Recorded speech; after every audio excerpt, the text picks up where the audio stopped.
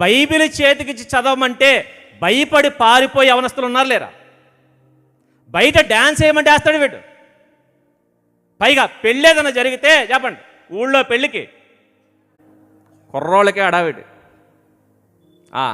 పెద్దలు ఉన్నారు ఏమని, మరి ఆ కుక్కలు ఎవరు నాకు తెలియదు.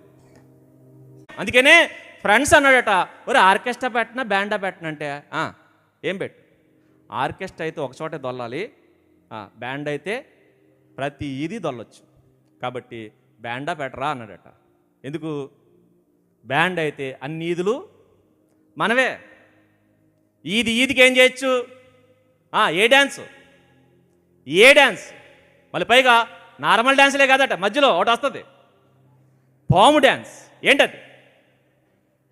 ఈ పాము డ్యాన్స్ ఏంటి? నాగిని అట.